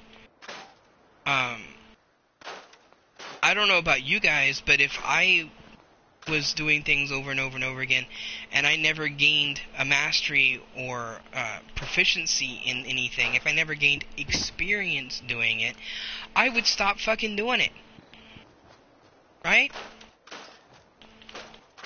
I have a perfect example from my own life. One of the first RPG or first-person shooter RPG, whatever you want to call it, that I played was Borderlands. Okay? Before then, I was playing things like Bejeweled and Madden, stuff that yes, you need skill and knowledge and all that stuff, but it's also a lot of luck, especially with Bejeweled, because you don't get to control what kind of things that get put into your puzzles. But anyway, so I've played Borderlands before, and I played it a lot. I played it all the way through twice, and then I was constantly replaying it for a while. Testing different builds for different characters, stuff like that. Well, I had no, I wasn't a very big gamer. I had no experience with shooters or anything like that, and so I was horrible. It took me forever to get anywhere. It took me forever to level up. It took, those types of things because I just did not have the experience or the knowledge. And I would still, because of my hands being as horrible as they are, to this day, I would still not be able to show the same level of gameplay proficiency with a keyboard and mouse. Which, it's a shame. But I have horrible hands. I have like repetitive motion injury or whatever. It's not the same as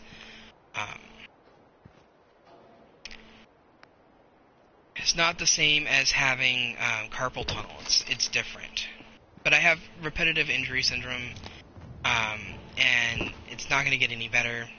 And so my hands are going to get steadily worse. And it's not arthritis, because I had my hands x-rayed, just in case, for that. And no, there's no sign of arthritis in my hands or my wrists. So all of the injury is soft tissue damage. So my hands, and I had to give up guitar for this too. I was actually learning electric guitar, and I was actually getting really good. And slowly, I was being self-taught, but I was getting fairly good. And then every time I would because I'm right-handed, so my right hand was my strumming hand, and my left hand was the fret hand. And those of you who know guitar, to get some of the notes or series of notes that you use, you sometimes have to really stretch your hand and strain to get them. So unfortunately, I found out about this damage years and years ago, before I even started really being a gamer, because I was still working as a security guard. I was gaming, but I wasn't as much as I am now. And so I would have my hands, my left hand on the frets, and I would be trying to get a note played, and then my hand would freeze in place. No pain, no muscle spasm, it would just freeze. And that was because of this, whatever this is. I don't know what it is. My mom says it's probably repetitive injury, which is why I'm calling it that. But we don't know for sure. And it's not going to get any better. And it's probably going to actually get worse. I'm hoping it doesn't. Don't get me wrong. I do not want to have hands that are completely useless by the time I'm in my 60s and 70s. But it is a distinct possibility that could happen. So, keyboard gaming is completely out for me, which sucks. Do you know how rapid fire my response times could be if I could do that? If I could make that a thing for myself? It would be awesome. So awesome. But it's not gonna happen.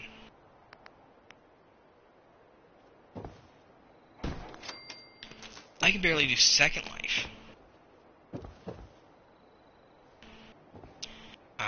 Because of my hands. So, yeah. Okay, so hold on, I'm thinking. Okay, do this here. here. There. There. Do that there. I'm actually going to connect it here and here for right now so that I can maneuver it closer so it's not right out there in the way. And then this is actually going to connect there so that there's no wires low enough to be realistically in the way of people walking down this little area here, because I'm going to put a guard thing here eventually. See? Everything is copacetic. Copacetic. And all lit up with just one thing. This is now a 15 instead of a 5 because of Eleonora's Fix-It mod. It's just like, this is worth 20. So, yay! Okay, it's time to put in...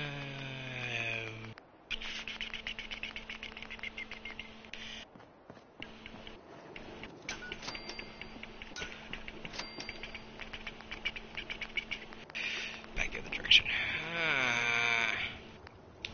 Yes, okay. Kinda wish it worked like The Sims.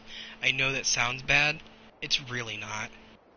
In The Sims, everything is sorted by category, like hardcore, sorted by category.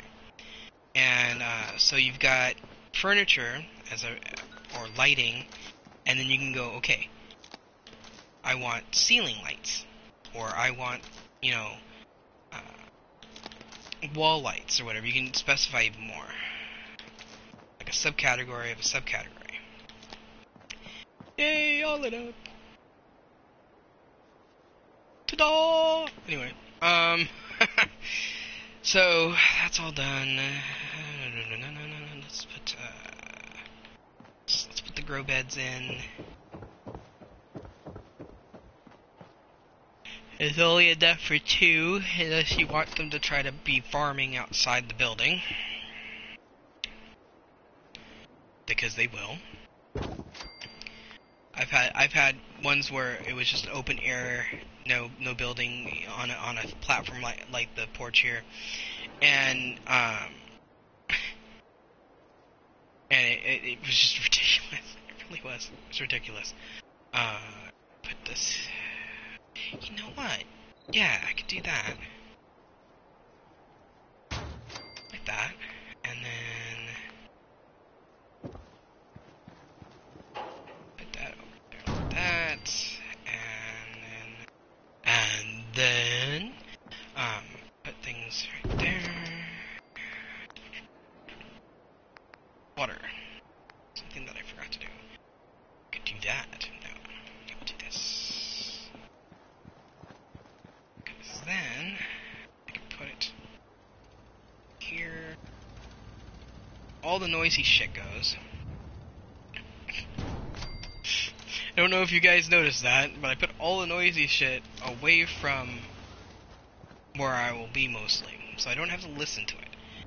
Yes, I could get a mod that silences them, but like I said, I'm trying to test the ones I already have on right now to make sure that it's all ready. I could spotlights. Kind of wish I had a 3 gun that right now. Anyway.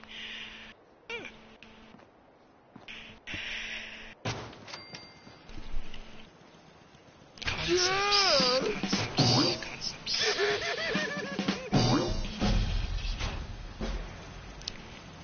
Protection!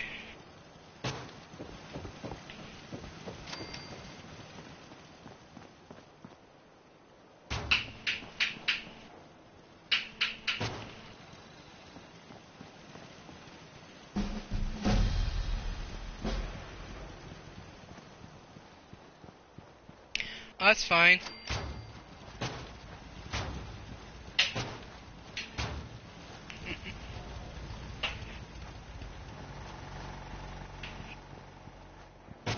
Yeah.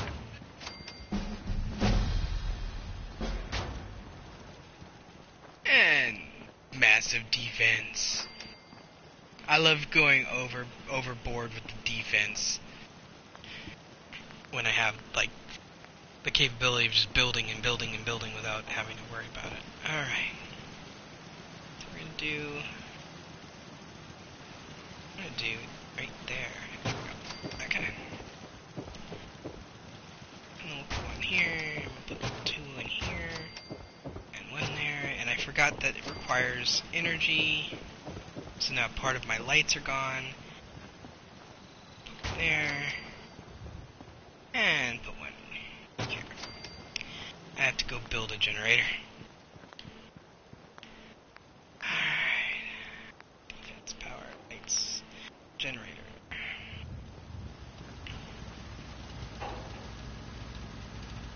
Forgot that's usually why I built 3 of these even. Alright, everything's powered. Go turn the damn things on. Atom bomb. The atom bomb. Atom bomb, baby.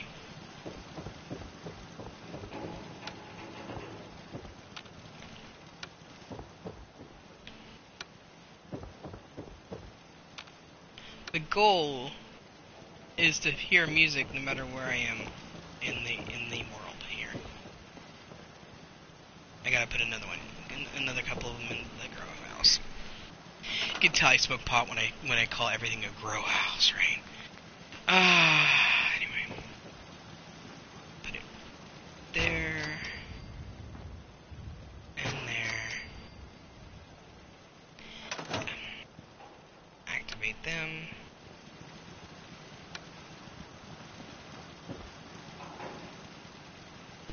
Finish putting the bench and table out. Oh, bench. These radios, the only drawback to the radios is that they don't. I'm gonna put the actual furniture out here. They don't have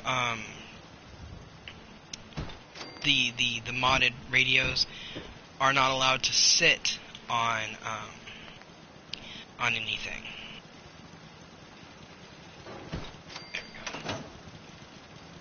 Move this, and I left the damn thing instead. Just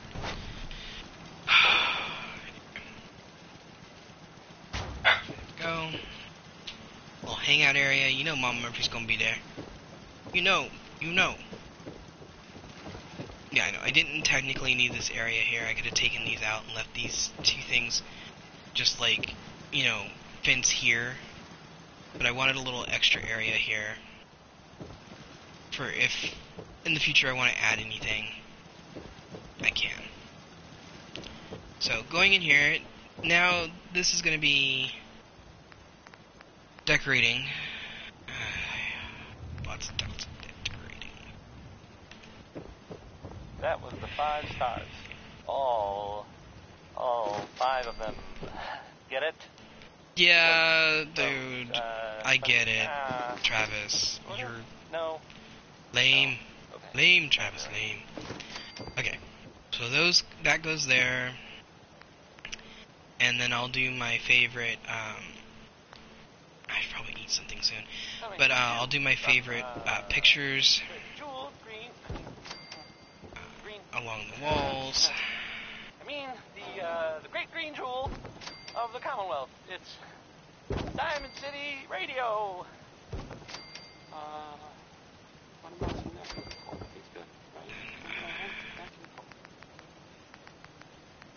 Because everybody likes kitties.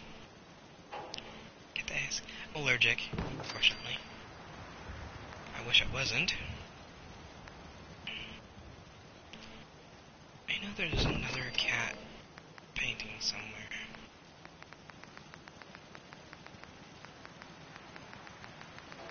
Because I thought there was.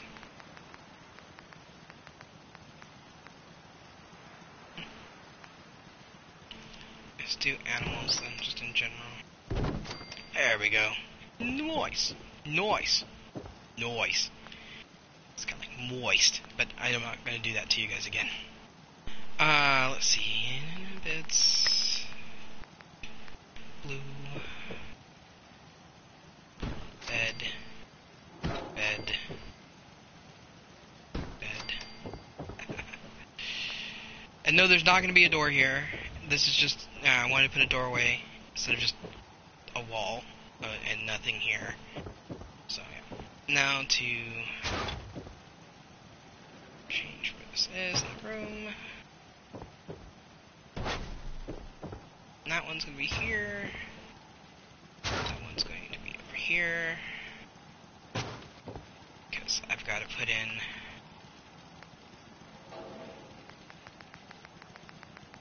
the exercise stuff. So pommel horse.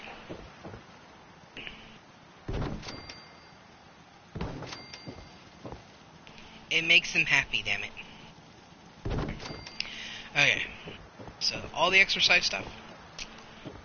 And then I'm going to be putting in some plants to give it a more lived-in feel. And I've got dogs. Oh, I said dogs and Gibbs perked up. You know what that means, huh? You know dog means you, huh? Well, you're gonna have to wait, okay? Ducky does not like that word.